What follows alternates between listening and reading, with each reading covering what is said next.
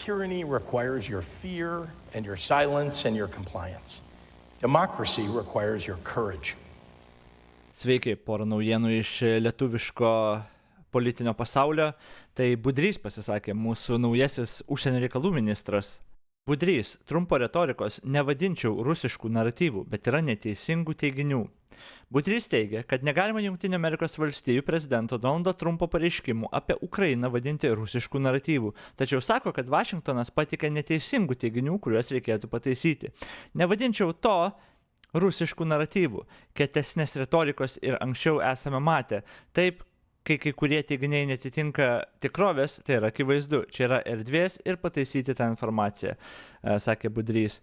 Ant kokio iš tikro kaupimo sėdi Budrys ir aš nežinau, galim interpretuoti gerąją prasme, bent jau iš geros valios pusės, kad sunku dabar būti užsienio reikalų ministru, reikia laviruoti ir kad Lietuva būtų gerojo Amerikos pusėje ir kad išliktumėm saugus, čia nieks mūsų po ratais nepamestų, bet iš kitos pusės tai yra silpniausia pozicija, kokią tik galim demonstruoti. Galų gale, jeigu tave terrorizuoja ir tave gąsdina ir meluoja ir viskas, ką tu sugebi išlementi, tai čia yra šiek tiek neteisybės.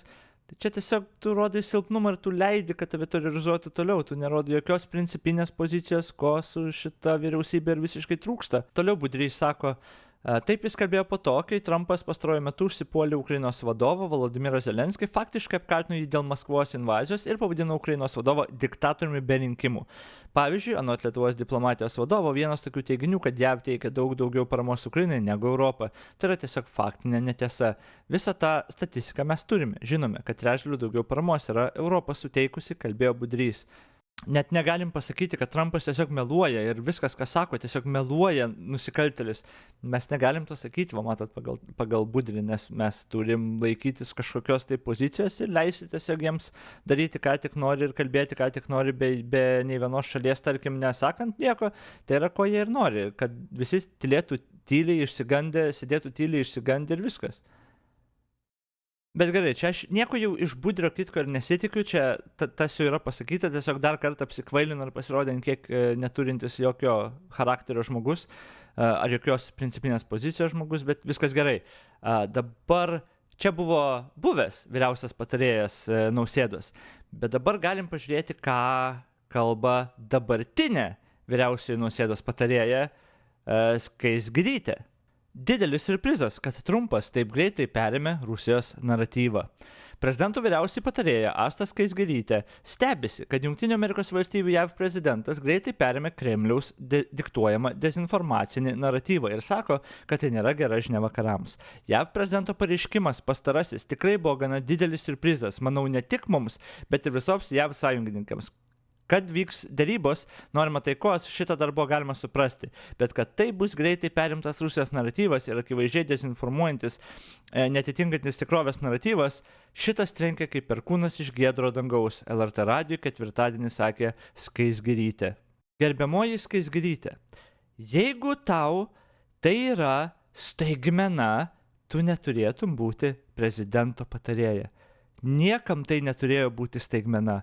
Tai priminsiu, tai žmogus, kuris ir perversmą organizavo namie pas save pralošęs rinkimus ir jau eilę metų prijaučiantis visiems įmanomoms diktatoriams, meluojantis dėl visko, prisėmantis pačias tragiškiausias pozicijas visam pasauliui, kartais dėl šoko tos reikšmės ar naudos, kartais tiesiogiai, kartais kad paslėptų tą, ką iš tikro nori padaryti, bet žmogus toks, jūs šokiruoja, kad dabar taip pasisakė.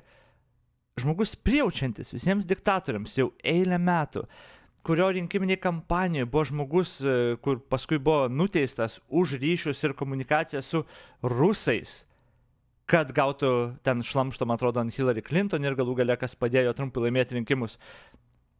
Trumpas tada apie Roger Stone'ą čia tada kalbu, Roger Stone'as tada buvo pardonintas Trumpo. Mes stebimės, kad šitas žmogus dabar prijaučia diktatoriui ir maloniai jam šneka, kokioje mes paraleliai visatoje gyvenam, kad tai kažkam yra staigmena. Kokie jūs patarėjai tada?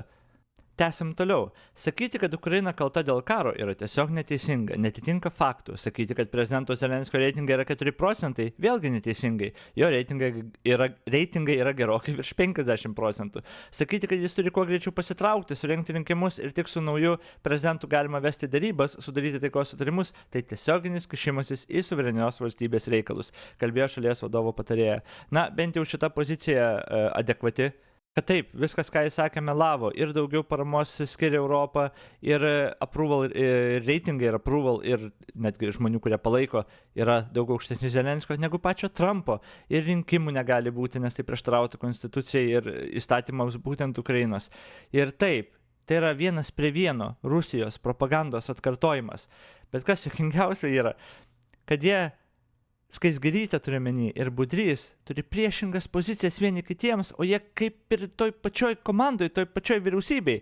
Apie tai beje lygiai apie tai ir parašė Rita Miliūtė savo poste. Pagal konstituciją Respublikos prezidentas sprendžia pagrindinius užsienio politikos klausimus ir kartu su vyriausybė vykdo užsienio politiką ir realiai tai yra vienintelė sritis, kur prezidentui veikti netrūksta įgaliojimų, tik veik. Kairėje LRP patarėja, dešinėje užsienio reikalų ministras. Į juos atėjo iš LRP patarėjų. Šnekėti vienu solidžiu balsu šiandien yra svarbu kaip niekad. Jei iš tikrųjų norima, kad Lietuva būtų girdima kaip svarbi partnerė, kad ji nebūtų palikta Zoom Teamsų klausimosi kategorijoje. Tarsi ir neturėtų būti sunku susiskambinti rytais ir pasiklausti, ar debesis virš Lietuvos mato vienodai. Ir taip, čia šiek tiek apgailėtina pozicija. Dabar, nežinau, kai tos visos pamokos, kurias mes tarsi išmokstam, kai kažkas mus bulina ar spaudžia, na, geriausia, ką tu gali daryti, tai atsistoti iškėlęs galvą. Galų gale galbūt tas bulis tau trenks, bet tu bent jau būsi atsistojęs ir tu priešinkis, kažkiek priešinkis. Jeigu priešinsies, galbūt užsitarnausi tą pagarbą, galbūt bent jau parodysi, kad neverta prie tavęs lysti, nes tu priešinsies. Bet mes tiesiog nieko nesipriešinam. Panašu, kad mes nieko nesakom, kai Trumpas ir Amerika šiuo metu elgiasi kaip Putinas, kaip imperialistinis diktatorius. Nuo tų pareiškimų apie Grenlandiją, kad pasiims ginklu. Ir mes neutralią poziciją turim. Na, Budrys paskui pasiteisė ne neutralią, bet mes tiesiog tylim ir tikimės, kad viskas bus išspręsta. Vėlgi, jokios pozicijos, jokio balso. Visi praktiškai pasakys, kad Trumpas, na, supranta tik galę ir tą prijaučia strongmenams. Ar mes tikrai tokie nevykėliai šitoj vietoj su Budriu priešaky, kad mes negalim net žodžio pasakyti, net pasakyti, kad pala, ne, mes tau gal pritarėm vienu kitų klausimų, bet tu čia meluoji, nustok. Ne, Putino pozicijos mes negalim prisimti, tai yra neadekvatu visiškai, nes jie čia agresorius yra. Aš nežinau, kokia prasmė tada? Kokia prasmė iš viso apsimesti, kad mes kažkokias pozicijas vertybinės turim, jeigu kai tik kažkas mūsų pusė esantis kažką elgiasi šitaip, mes neturim jokio balso net sukritikuotai. Nežinau, man atrodo visiškai beprasmis Budrys čia ir visiškai užsienio reikalų ministerija be jokio balso, Lietuva be jokios pozicijos. Ar čia iš baimės yra? Bus dar blogiau tada, jeigu leisim ir nieko nesakysim, kai Amerika pradės tiesiog savo ambicijas ginklais užsiminėti teritorijas, ką mes kada tada pasakysim. Ir čia tada kyla vienas toks klausimas, nežinau, čia gan nerišliai dėlioju aš tas mintis čia. Kas būtų, jeigu Amerika ateitų ir sakytų, okei, Europa ir Lietuva, jūs dabar privalot nuimti sankcijas Rusiją ir bendradarbiauti. Arba mes jūsų nebesaugosim ir tiesiog jūs priešai čia būsit, ką jūs čia darot. Kas tada būtų? Ar Budrys vis dar prisimtų tokią poziciją? Ir dabar dalykas tas, kad kol nėra jokio pasipriešinimo, o Trumpas kol kas sulaukia labai mažai pasipriešinimo, net iš pasisakymų, iš žodžių, aš net nekalbu apie veiksmus kažkokius.